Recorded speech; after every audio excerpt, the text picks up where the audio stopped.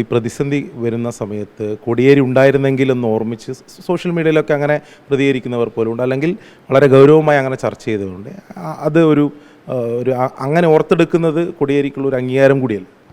സ്വാഭാവികമായിട്ടും അത് അച്ഛന് കിട്ടുന്ന അച്ഛൻ എന്തായിരുന്നു എന്ന് ജനങ്ങളുടെ മനസ്സിൽ അടയാളപ്പെട്ടിരിക്കുന്നത്, അല്ലെങ്കിൽ ഓരോ സഖാക്കളുടെ മനസ്സിലും കോടിയേരി എങ്ങനെയാണ് അടയാളപ്പെട്ടിട്ടുള്ളത് എന്നുള്ളതിൻ്റെ ഏറ്റവും വലിയ ഉദാഹരണം കൂടിയാണത്.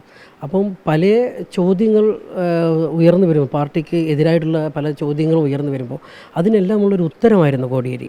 ഒരു പ്രതിസന്ധി വരുമ്പോൾ, അല്ലെങ്കിൽ ഒരു പ്രതിരോധത്തിൻ്റെ സമയം വരുമ്പോൾ ഒക്കെ തന്നെ കോടിയേരി ഉണ്ടായിരുന്നെങ്കിൽ എന്നുള്ള ഒരു ഓർമ്മ മനസ്സിൽ ആളുകൾ വിരിയുന്നു, അല്ലെങ്കിൽ മനസ്സിൽ പതിയുന്നു എന്ന് പറയുമ്പോൾ അതാണ് ഏറ്റവും വലിയ അംഗീകാരം. അപ്പോൾ ജനങ്ങളുടെ മനസ്സുകളിൽ അടയാളപ്പെട്ടിട്ടുള്ള ഒരാളെ വിസ്മൃതിയിലേക്ക് പോകാൻ ഏത് കാലഘട്ടത്തിലും ജനങ്ങൾ സമ്മതിക്കില്ല എന്നുള്ളതിൻ്റെ ഏറ്റവും വലിയ ഉദാഹരണമാണ് സഖാവ് കോടിയേരി എന്ന് പറയുന്നത്.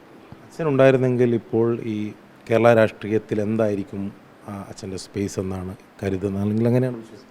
അച്ഛൻ നേരത്തെ അങ്ങനെ എന്തായിരുന്നു അച്ഛൻ്റെ സ്പേസ്? ആളുകളെ കൂട്ടി യോജിപ്പിച്ച് കൊണ്ടുപോകുന്നതിൽ, ആളുകൾക്കുള്ള പരാതികൾ കേൾക്കുന്നതിൽ, ആളുകൾക്ക് പാർട്ടിയുമായിട്ടുള്ള ബന്ധം കൂട്ടിയുറപ്പിക്കുന്നതിൽ, വ്യക്തികൾക്ക്, സംഘടനകൾക്ക് എല്ലാവർക്കും എങ്ങനെയാണ് CPM-നോട് ചേർന്ന് നിൽക്കാൻ എന്നുള്ളതിൻ്റെ ഒരു പാലം കൂടിയായിരുന്നു കോടിയേരി. അപ്പം ആ അർത്ഥത്തിൽ ഇപ്പോൾ അച്ഛനുണ്ടായിരുന്നെങ്കിൽ ഈ CPM-ൻ്റെ അകത്ത് കൂടുതൽ വ്യക്തികളെയും കൂടുതൽ മുന്നണികളെയും കൂടുതൽ ആളുകളെയൊക്കെ തന്നെ ചേർത്ത് നിർത്തുന്ന രീതിയിലേക്ക് ഒരു വിശാലമായിട്ടുള്ള ഒരു കാഴ്ചപ്പാടിലൂടെ തന്നെ എന്തായിരുന്നോ അച്ഛൻ തുടങ്ങി വെച്ചിട്ടുണ്ടായിരുന്നത് അത് തുടരുമായിരുന്നു എന്നുള്ളതാണ്.